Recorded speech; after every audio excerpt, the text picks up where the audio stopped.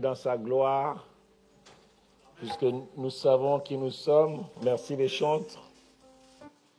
Que Dieu vous bénisse. Alléluia. Alors, je lance un petit bonjour à toutes les personnes qui n'ont pas pu saisir mon bonjour. Un petit bonjour, saisissez. Alléluia. Gloire à Dieu. Dieu était bon Dieu. Bonjour à tous qui sont connectés sur nos chaînes Facebook, YouTube. Merci pour votre fidélité. La vie d'un homme a des fois besoin de s'arrêter pour entendre battre le cœur de Dieu. Vous savez, nous vivons dans un monde qui est de plus en plus sous pression. Et ça ne changera pas. La Bible déclare que dans les temps par lesquels nous allons passer, ceux du peuple, ça veut dire les enfants de ceux qui connaîtront Dieu, pourront marcher dans ce monde d'incertitude avec fermeté. Bien-aimés, le diable existe, c'est une réalité. On vit dans une société où on le peint comme quelqu'un de gentil. Mais en réalité, le Seigneur dit que je suis venu, le diable est venu pour détruire, dérober, égorger.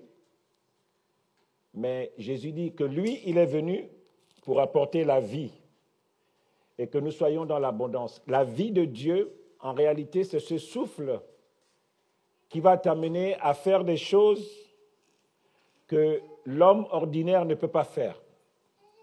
C'est cela la vie de Dieu. Elle a cette capacité de nous amener dans un monde perdu, pourri, de nous amener à marcher au-dessus de la mêlée. C'est ça que Dieu fait quand il rentre dans la vie de quelqu'un. La Bible déclare que nous étions éloignés de Dieu par nos offenses. Et le Seigneur a envoyé Jésus pour rétablir cette relation qui était brisée. La Bible nous considère qu'avant la rencontre avec le Christ, nous étions morts.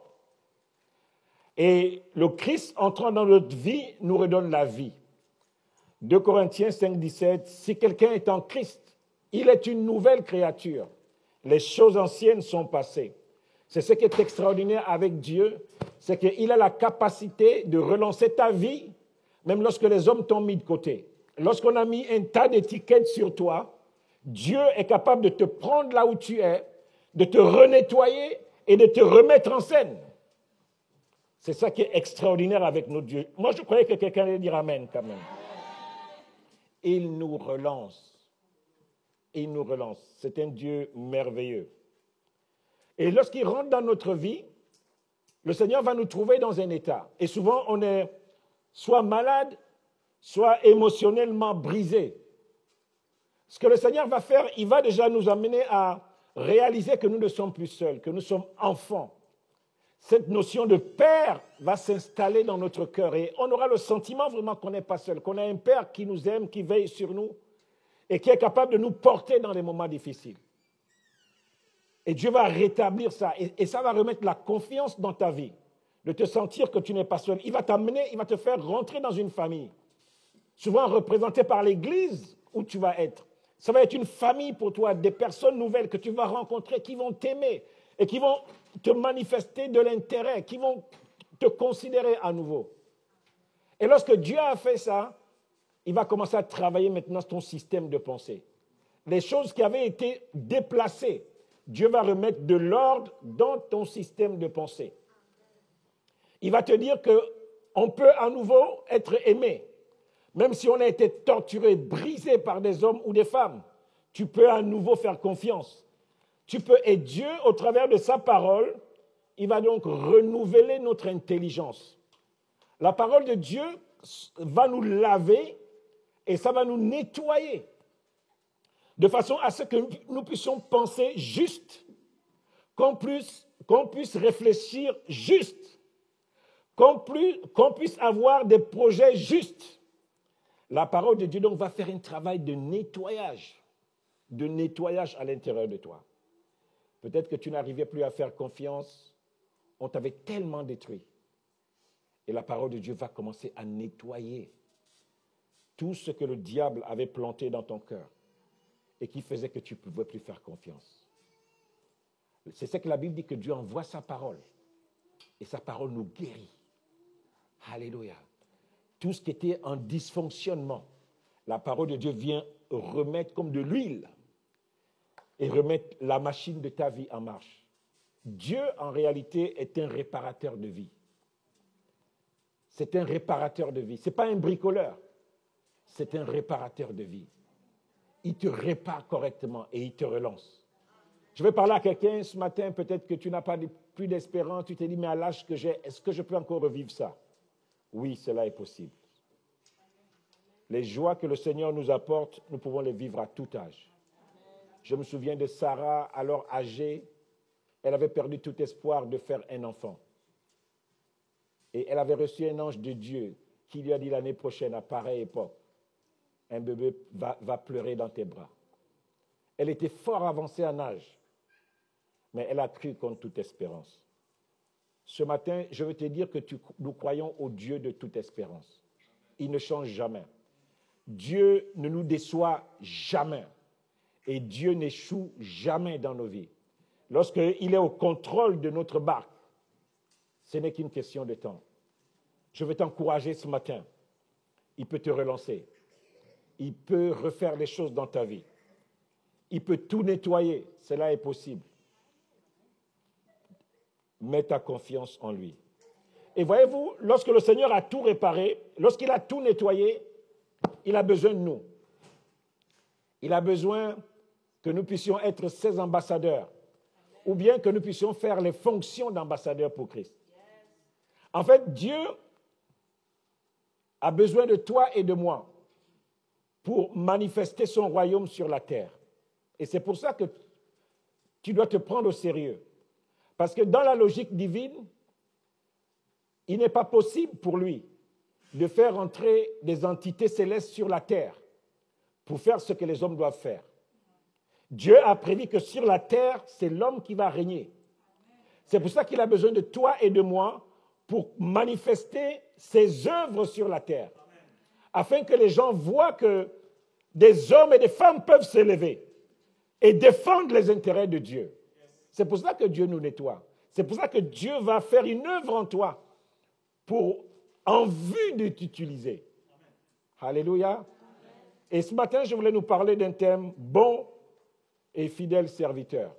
En fait, c'est un texte que nous allons revoir, que nous connaissons tous, c'est le texte qui parle de la parabole des talents qui va de Matthieu 25, nous allons lire les versets 14 à 30. C'est un texte qui est très, très intéressant et c'est un texte que l'on peut lire et des mois, et Dieu va continuer à nous parler dessus. Vous savez, la parole de Dieu a la vie sans limite. C'est comme des fleuves qui coulent. C'est comme des fleuves qui coulent, dont la source, comme la source c'est Dieu, la source ne tarit jamais. Alléluia. La source ne tarit jamais. Soyez encouragés ce matin. Vous qui êtes là ce matin, vous avez fait le bon choix d'être à l'écoute de la parole de Dieu. Matthieu 25, les versets 14 à 30. On va lire la parole de Dieu. En effet, il en sera comme un homme qui s'en alla hors du pays. Il appela ses propres serviteurs et leur remit ses biens. Et à l'un, il donna 5 talents, à un autre 2, à un autre 1. En gros, il a distribué 9 talents à 3 personnes. Et ces 9 talents, il les distribue à ces 3 personnes, pas avec notre logique humaine. Vous savez, souvent, même en tant que parents, on fait des erreurs. Parce que dans notre besoin d'être juste, on veut donner à tous nos enfants la même chose, pour donner le sentiment d'être équitable. Mais voyez-vous, Dieu ne marche pas par les émotions. Dieu voit juste et il agit juste. La Bible dit qu'il a distribué donc ses 9 talents, nous dit le verset 15, à chacun selon sa propre capacité. Et c'est souvent l'erreur, juste une parenthèse, qu'en tant que parents nous faisons, on va essayer d'équilibrer. On a donné telle chose à tel enfant, et puis l'autre, pour ne pas qu'il soit un peu, on redonne la même chose. Et souvent, on se rend compte qu'il y a du gâchis des fois, parce qu'on ne voit pas juste, parce qu'on ne veut pas agir juste. C'est important pour nous, les parents, lorsque nous opérons dans le contexte de notre maison, que nous ayons en tête les capacités de chaque enfant et de pouvoir les accompagner en fonction de leurs capacités. Or, celui qui avait reçu les 5 talents, il s'en alla et les fit valoir. Il en gagna 5 autres. De même, celui qui avait reçu les 2 talents en gagna 2 autres. Celui qui a gagné 5, il en a eu 5 en plus parce qu'il les a fait valoir. Il en avait 10. Celui qui avait eu 2 les a fait valoir et il en a eu 4. Et la Bible nous déclare que mais celui qui avait reçu 1 talent, il alla le placer en terre et cacha l'argent de son maître. Lui, il en a eu 1. Donc, on se retrouve, on parle de 9 talents. 9 talents distribués, ça produit finalement 15 et il y a 3 personnes. Si nous étions un bon papa encore, on va se dire, bon, lui n'a pas pu travailler, ce n'est pas grave. On va être juste. On va distribuer, chacun va en avoir 5. Mais ce n'est pas la logique de Dieu. Et ce matin, je voulais nous amener à une méditation sur celui qui n'avait eu qui n'a pas produit son talent. Alors, c'est important pour vous que vous ayez une image. Un talent, ce n'est pas une pièce d'argent. Un talent, en réalité, c'était un sac d'argent d'à peu près 17 kilos. Donc, ce n'est pas quelque chose qu'on pouvait gérer comme ça facilement, qu'on met dans la poche. Et ce n'est pas quelque chose que l'on pouvait gérer avec beaucoup de légèreté. C'était beaucoup, même lorsqu'on en avait reçu un seul. Lorsqu'on voit cette image, on voit un peu celui qui a reçu un talent comme une petite pièce de 50 centimes que tu as dans ta poche. C'était énormément d'argent. Et il était possible de le valoriser considérablement. Et c'est pour cela que le maître est un peu surpris de l'attitude de ce serviteur. En réalité, ce passage de cette parabole traduit une image de la marche de Dieu avec nous en réalité. La Bible nous dit que cet homme, il s'en alla pour un pays lointain. Et lorsqu'on lit le verset 19, on nous dit que longtemps après, il est revenu. En réalité, lorsqu'il distribue ses talents à ses différents serviteurs, il leur laisse assez de temps. Le verset 19 nous dit « Longtemps après, le maître de ses serviteurs revint ». C'est la situation lorsque où nous nous trouvons, nous, des enfants de Dieu. J'espère que vous avez compris ici qu'il n'est pas question des talents en réalité. Ici, il est question des capacités. Les talents ont été donnés en fonction des capacités de chacun. Et les capacités, c'est le don en réalité que tu as reçu de Dieu. Ce n'est pas ce que tu as dans les mains. Les capacités, c'est la force que tu as en toi et qui te permet de rendre efficace ou de multiplier ce que Dieu met dans tes mains.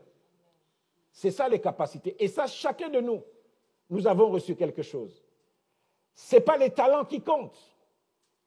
C'est qu'est-ce que tu fais de ce que Dieu t'a donné en tant qu'être humain. Les dons naturels que tu peux manifester. Il y a des gens qui ont des dons naturels, ils sont courageux. Par exemple, David était courageux. Et c'est ça qui a permis à David de battre Goliath. C'est son courage. C'est ça qui a permis à David d'être un homme de guerre. Il était courageux. C'est ce que Dieu lui avait donné. Et il a utilisé son courage pour gagner des victoires avec Dieu. Il a utilisé son courage pour faire des choses que des hommes ne pouvaient pas faire. Et chacun de nous, nous avons reçu quelque chose de la part du Seigneur. Ici, il n'est pas question des dons que Dieu te donne dans le cadre de l'Église.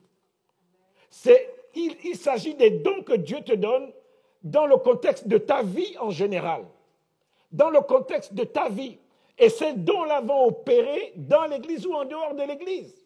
Parce que ce que Dieu veut quand il t'équipe, quand il te donne des capacités, c'est que ces capacités-là puissent servir pour sa gloire. Et si nous voyons les choses comme ça, il y a des gens qui vont mal démarrer dans la vie. Mais parce que Dieu a mis en eux des capacités. C'est des personnes qui vont partir de rien pour produire des choses. Et c'est ça que le Seigneur ne comprend pas. Il donne à chacun quelque chose en fonction de ses capacités. Et chacun de nous, nous avons reçu quelque chose de la part de Dieu. Aujourd'hui, on se rend compte que même des personnes que l'on dit handicapées, en réalité, on peut les utiliser dans le domaine de leurs compétences. On voit de plus en plus qu'aujourd'hui, on impose aux entreprises d'embaucher ces personnes parce qu'on s'est rendu compte qu'ils peuvent développer des capacités dans un domaine bien spécifique. Et ça peut servir. Donc, chacun de nous, nous avons reçu quelque chose que nous pouvons faire valoir. Je voulais qu'on parle de vraiment l'attitude de ces jeunes hommes qui n'avaient pas pu faire valoir ce qu'il a reçu. Même si mon titre, c'est « Bon et fidèle serviteur ». Je l'ai appelé « Bon et fidèle serviteur » parce qu'en réalité, c'est cette image que je voulais qu'il reste, tout en parlant de ce qui nous empêche d'être un bon et fidèle serviteur. Je voulais définir le mot « bon ». Bon, c'est quelqu'un qui veut du bien, qui fait du bien à autrui. Quelqu'un qui fait du bien à autrui. Il est bon. C'est quelqu'un qui, en réalité, lorsqu'il est engagé dans une entreprise, il voit l'intérêt des autres. Il ne voit pas son propre intérêt. Et en cela, il est opposé à celui qui est mauvais. Celui qui est mauvais va voir sa situation du moment et en fonction de ça, il va décider d'agir. À partir du verset 23, celui qui n'avait pas reproduit son talent, son maître lui dit, « C'est bien. » Je vais lire à partir du verset 23. Son maître lui dit, « C'est bien, bon et fidèle serviteur. Tu as été fidèle en peu de choses. Je t'établis sur beaucoup. Entre dans la joie de ton maître. » Mais celui qui avait reçu un talent s'approcha aussi et dit, « Maître, je te connaissais et je sais que tu es un homme dur, moissonnant là où tu n'as pas moissonné, où tu n'as pas semé, et récoltant là où tu n'as pas vanné. Et ayant craint, je suis allé cacher ton talent dans la terre, et voici, tu as ce qui est à toi. » Il a craint, il a agi par la peur. C'était ça ses motivations. Certainement, la peur de ne pas être capable d'arriver jusqu'au bout. La peur de se dire, ma famille est la plus pauvre en Israël. C'est pas, Dieu ne peut rien faire avec moi. La peur de ses origines, la peur de son histoire, la peur parce qu'il a toujours été brisé. On a toujours dit de lui que tu ne peux rien faire de ta vie, tu n'y arriveras pas. La peur de ses origines. Il n'est pas possible de s'en sortir en terre étrangère. Juste, Joseph était en Égypte. Et Joseph n'a pas eu peur en Égypte. Il s'est attaché à celui qui pouvait relever sa tête. Et il a fini de prisonnier à premier ministre de l'Égypte. La peur va quelquefois empêcher à ton don de se manifester. Parce que chacun de nous avons reçu quelque chose. La peur va t'amener à ne pas démarrer. Et ce qui est dur, c'est que le maître répond, serviteur méchant et paresseux, ce qui est opposé à bon et fidèle serviteur. Ce qui m'a touché dans ce texte, ici, ce n'est pas la question de sa chrétienté qui est mise en cause. Ce n'est pas sa chrétienté qui est mise en cause. Il est serviteur, mais c'est un mauvais serviteur. Les autres, ce sont des serviteurs, mais c'est des bons serviteurs. Et donc, ce n'est pas une question de chrétien ou pas chrétien. C'est une question de comment tu utilises les capacités que Dieu t'a données dans le contexte de ta vie personnelle, dans le contexte de ton engagement à l'Église, dans le contexte de ton engagement familial. Comment tu utilises ça? Est-ce que tu es un bon serviteur ou tu es un mauvais serviteur? Et celui qui avait reçu un talent est resté un frère, est resté serviteur de son maître. Il n'a pas perdu ce statut. Mais c'est son travail qui était mis en cause. Son travail était mis en cause. Et le Seigneur pointe du doigt quelqu'un ce matin. Vous savez, c'est souvent difficile lorsqu'on voit des fois ce que Dieu nous a donné et qu'on se plaint tout le temps. Nous sommes ici dans notre pays, on se plaint tout le temps. On se plaint tout le temps. Je ne sais pas ce qui se passe. On n'est pas d'accord, on boude tout. Je crois que la France est l'un des pays où si ce n'est pas Dieu qui t'appelle à être président, tu ne peux pas tenir longtemps. Écoutez la presse. On n'est jamais d'accord. Et c'est normal que le pauvre président ait eu du mal à gérer le Covid. Parce que s'il avait confiné, ce n'est pas bon. S'il a ouvert, ce n'est pas bon. On n'est jamais d'accord ici en France. Qu'est-ce que tu fais des capacités que Dieu t'a données? Vous savez, lorsqu'on se retrouvera devant Dieu, il n'y a pas de possibilité de se justifier. Ça veut dire que lorsque tu arriveras devant Dieu, tu ne pourras même pas ouvrir la bouche pour dire, Seigneur, si je n'ai pas pu faire ça, c'est à cause de tel. Tu n'auras même pas la possibilité parce que lorsque tu te tiendras devant le grand trône blanc, en fait, toute ta vie va défiler devant toi. Et tu comprendras que le problème, ce n'était pas les autres. C'était toi. Ce n'était pas les autres. Qu'est-ce que tu fais des capacités que Dieu t'a données? Est-ce que Dieu peut compter sur toi? Ou tu es un mauvais serviteur mauvais et paresseux? Un paresseux, c'est quelqu'un qui ne voit pas l'intérêt général. Il voit que sa situation aujourd'hui, bon, je me sens fatigué, je n'irai pas au travail. Je me sens mal, je ne ferai pas. Il écoute son corps, il marche par les émotions. Il ne peut rien faire. Mais le Seigneur nous a donné quelque chose. Et le Seigneur veut qu'aujourd'hui, chacun de nous puissions être productifs. Là où nous sommes, je dis bien que les capacités, les dons que Dieu te donne, ce n'est pas toujours dans le cadre de l'Église qu'ils doivent opérer. Ils peuvent opérer à l'extérieur. Et lorsque l'on va te voir, on va se dire, celui-là, il est particulier. On verra l'amour de Dieu en toi. On verra l'intérêt que tu portes pour ta famille, pour les autres. C'est ce que le Seigneur veut faire.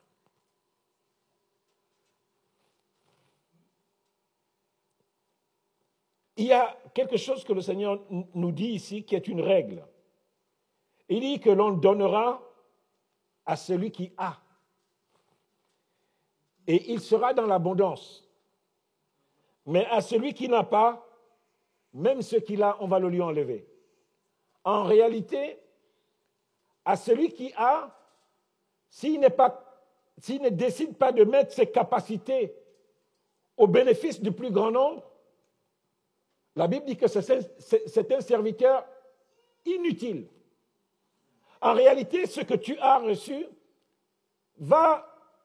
lorsqu'on va te voir, on verra comme si tu n'as rien.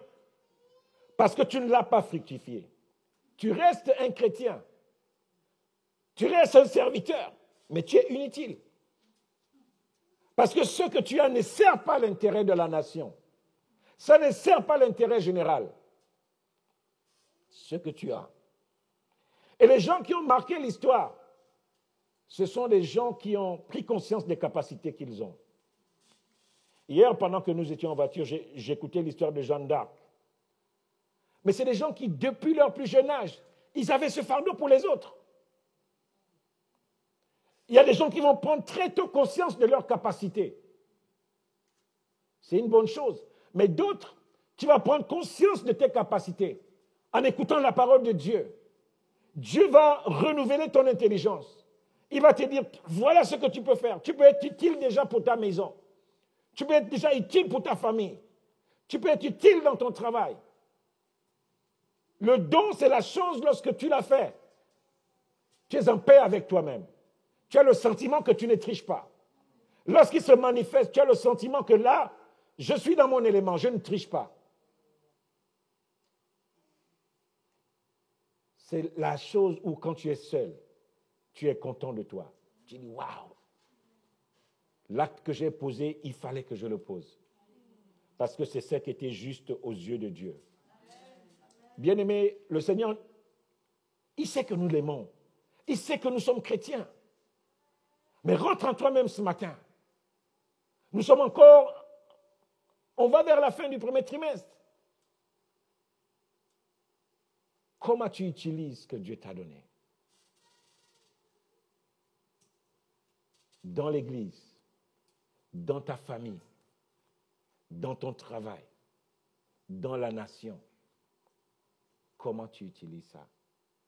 Aujourd'hui, on vit une société où plus personne n'a le temps pour les autres. Et nous qui sommes enfants de Dieu, nous avons des boulevards qui s'ouvrent en nous pour manifester l'amour de Dieu. Nous ne manifestons pas l'amour de Dieu simplement pour amener quelqu'un à l'église. C'est trop intéressé, ça. Mais nous manifestons l'amour de Dieu parce que ce que nous avons, nous voulons que d'autres personnes découvrent cela et qu'eux aussi puissent voir ce qui est en eux et le donner à d'autres. C'est ça que Dieu attend de nous. Un amour désintéressé. Vous savez, la Bible dit que Dieu a tant aimé le monde qu'il a donné son Fils. Quand Dieu nous a aimés, nous n'étions pas des anges. Nous n'étions pas des anges. Mais il a décidé de nous aimer. Parce qu'il voulait nous donner cette capacité de réaliser qu'il était Dieu et que nous pouvons être utiles pour Dieu. Bien-aimés, Dieu sur la terre utilise des hommes pour faire ce qu'il veut faire. Un ange ne viendra jamais du ciel pour faire ce qu'un homme peut faire sur la terre. Un ange viendra te fortifier. Un ange viendra t'encourager. Mais des fois, tu ne seras même pas conscient que tu es encouragé par une entité céleste. Mais Dieu a besoin de toi et de moi pour agir sur cette terre, pour opérer sur cette terre. Et tu as reçu quelque chose que tu peux faire déjà dans ton entourage, que tu peux faire dans ton milieu. Et tu verras que quand tu vas commencer à opérer, la Bible dit quoi? On donnera à celui qui a. En réalité, quand on dit on donnera à celui qui a, c'est on donnera à celui qui est conscient qu'il a et qui met ce qu'il a au profit des autres. Et c'est pour ça qu'il sera dans l'abondance. C'est vraiment l'image de cette parabole où tu as eu 2 et tu as multiplié par 2. Et toi, tu as besoin d'avoir un peu plus, puisque tu as su utiliser tes capacités pour fructifier le don et les capacités de Dieu, que Dieu a mis en toi. Tu as multiplié ça. Le talent ici, c'est les circonstances que Dieu crée pour t'amener à manifester ton don, tes capacités. Il va créer une situation. Et si tu as reçu, si tu es quelqu'un de courageux, tu vas te battre. Tu vas être un fils d'exhortation. Tu vas rencontrer quelqu'un qui est par terre et qui est négatif. Tu vas le sortir de la boue et tu vas commencer à parler sur sa vie, que c'est possible que tu te relèves. Tu vas l'accompagner, tu vas le prendre et tu vas le guider pas à pas pour le sortir de la situation où il se trouve. Parce que tu as reçu ce côté de courage. Ça peut être l'amour. Tu aimes les gens et tu vas t'investir sur eux. Et plusieurs autres choses. Aujourd'hui, on vit une société où plus personne n'a le temps pour les autres. Plus personne n'a le temps. Vous savez, des fois, on pense que c'est l'argent suffit. Mais des fois, les gens n'ont pas besoin de votre argent. Les gens ont juste besoin de votre écoute. Les gens ont besoin de votre écoute. Il a fait 1 mois, il n'a pu parler à personne. Et il a juste besoin de parler avec toi. Le Seigneur nous interpelle ce matin à réaliser que nous sommes d'abord des serviteurs. Lorsque Dieu crée l'abondance dans notre maison, c'est d'abord pour que le don, c'est pour réveiller le don qu'il nous a donné. Vous savez, Dieu ne gagne rien. Je vais peut-être choquer quelqu'un. Dieu ne gagne rien à vous mettre à l'aise si ce qu'il vous donne ne profite qu'à vous. Vous êtes un serviteur inutile et Dieu ne gagne rien. Vous savez, il y a des choses que je crois que j'aurai toujours. Parce que c'est utile pour que je puisse me déployer. Dieu ne gagne rien à s'investir sur quelqu'un qui ne bouge pas. Dieu ne gagne rien. C'est difficile de le dire comme ça, mais c'est la réalité.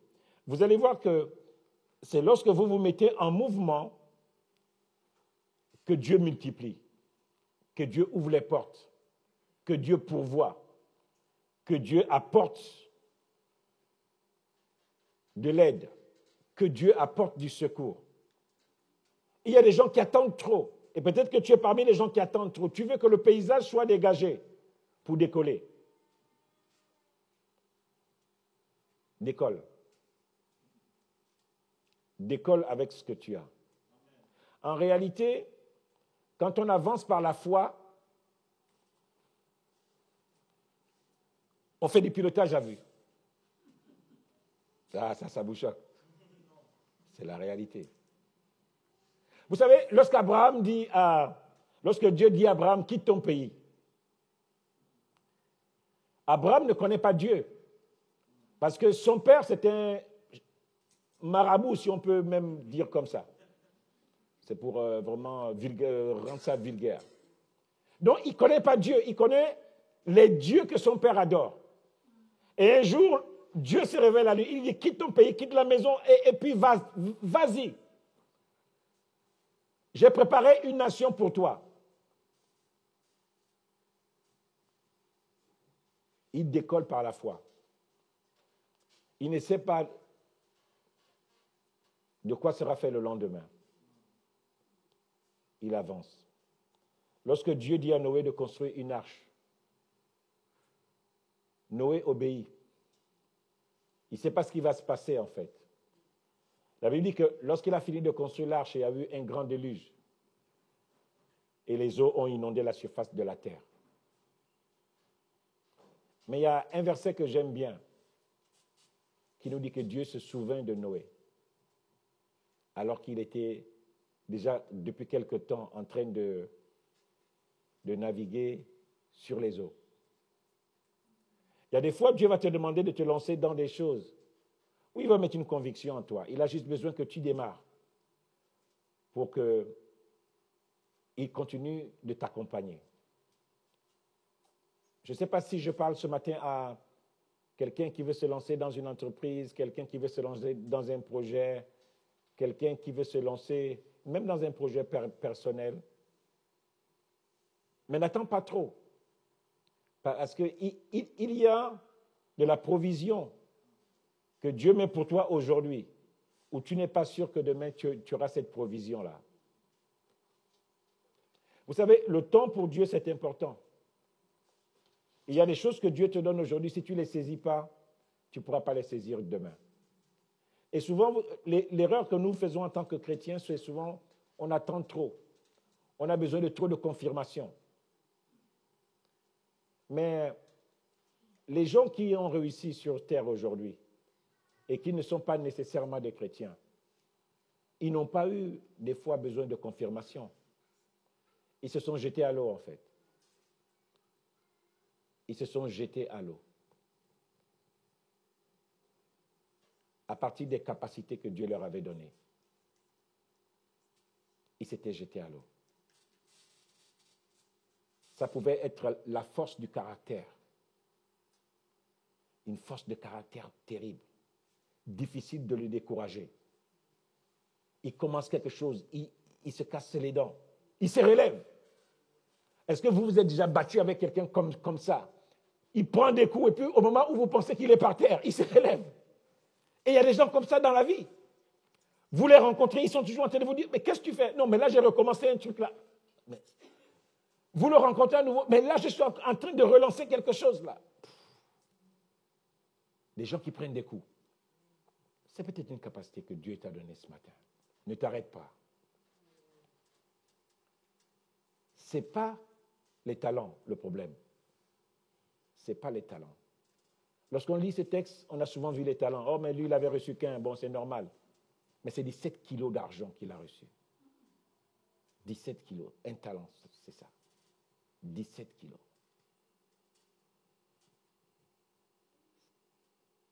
Personne ne pourra, devant Dieu, se justifier. Personne. Personne ne pourra dire devant Dieu que Seigneur, si je n'ai pas pu faire ça, c'est parce que je n'avais pas ça. Parce que Dieu te prendra un exemple contraire. J'aime bien prendre cet exemple de ce serviteur de Dieu qui est né sans pieds ni bras. Il est très célèbre aujourd'hui sur Internet. Sans pieds ni bras. Et il sert Dieu. Il a, je pense, 3 ou 4 enfants mariés. Vous savez, quand on voit quelqu'un comme ça, et que nous, on se plaint comme on se plaint là, tout de suite, il vous ferme la bouche. Pour dire que, maman, là, regarde, il n'a ni pied, ni bras. Il a des petits bouts de bras. Il sert Dieu. Il est heureux. Mais nous, dès que le compte bancaire est à découvert depuis des mois, il n'y a plus de sourire.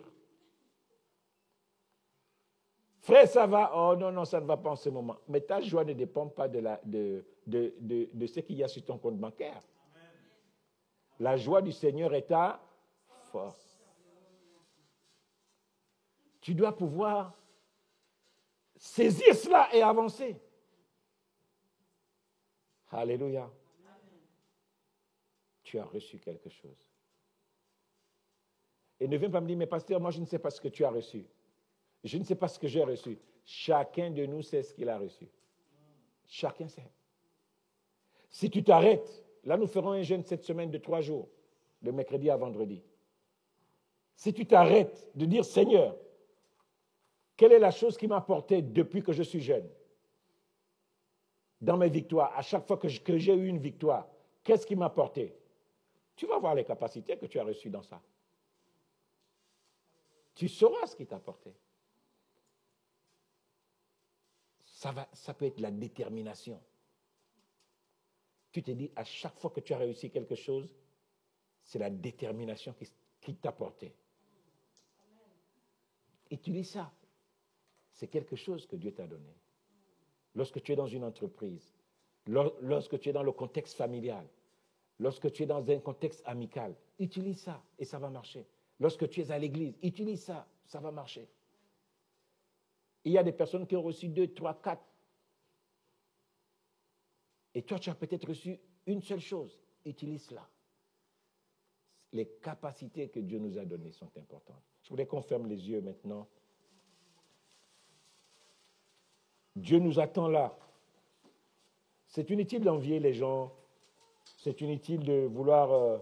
Aujourd'hui, on vit dans une société qui nous met tellement de complexes que lorsqu'on n'a pas beaucoup reçu, on a envie de rien faire. Non, tu as reçu quelque chose. Ce que tu as reçu, mets-le en production. Ne regarde pas ton voisin. Ne regarde pas à côté. Ce que tu as, mets-le en production. Commence à travailler dessus. Commence à le fructifier. Saisis toutes les occasions que Dieu met devant toi pour grandir, pour gagner en efficacité, en sagesse, en croissance. Saisis cela. Ne regarde pas les autres. Le monde nous met tellement de complexes aujourd'hui. Ne regarde pas ton frère avec qui tu as grandi, qui a peut-être fait des superbes études, qui a peut-être 20 maisons, et toi, tu n'as encore rien. Ne regarde pas cela. Regarde ce que tu as reçu, parce que la joie que Dieu te donne est proportionnelle à la façon dont tu mets en valeur le don que Dieu a mis en toi. Je le répète, la joie que tu as est proportionnelle au don que Dieu a mis en toi.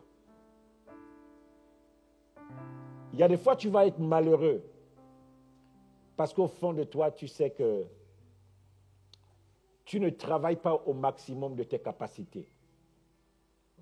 Et tu vis comme un peu dans la honte. Tu vis comme dans la honte. Mais vous savez que la joie que Dieu donne ne dépend pas du matériel que nous avons. La joie que Dieu donne, c'est cette capacité qui s'installe dans notre vie et qui nous donne la force de travailler, même lorsque la météo est mauvaise. On a la force de se lever. Toutes les personnes qui ont fait des grandes œuvres, ils n'ont pas toujours eu de la visibilité sur le long terme. Ils n'ont pas toujours eu de la visibilité. Mais ils ont décidé de croire aux capacités que Dieu leur avait données. Et ils ont décidé de les fructifier. Et ils ont trouvé de la joie. La joie à obéir. La joie dans les victoires qu'ils avaient.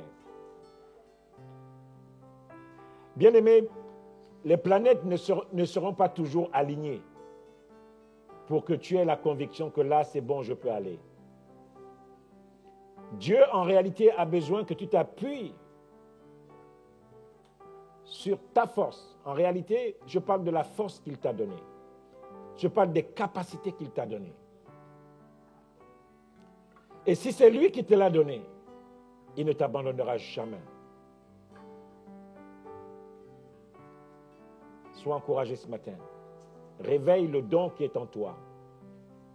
Réveille le don qui est en toi ce matin.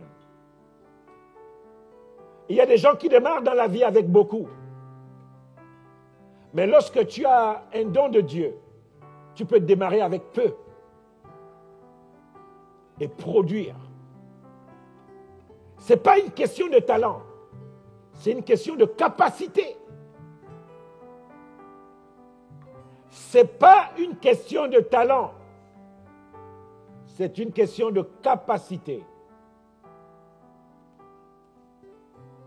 Ce n'est pas une question de talent. Les talents ont été donnés en fonction des capacités. Et la capacité, c'est le don inné. C'est ce que Dieu t'a donné. Ce qui marche toujours, quelles que soient les circonstances par lesquelles tu passes. Alléluia. Seigneur, je te bénis ce matin pour chacun de nous, pour chacun de tes enfants ce matin. Seigneur, nous voulons sortir des régimes d'excuses et nous voulons sortir des plaintes, de se plaindre tout le temps. Seigneur, ce matin, je prie pour que chaque personne dans cet endroit Sois conscient de l'amour que tu lui as manifesté. Et surtout, sois conscient des dons que tu as posés sur sa vie et qui lui permettent d'être productif,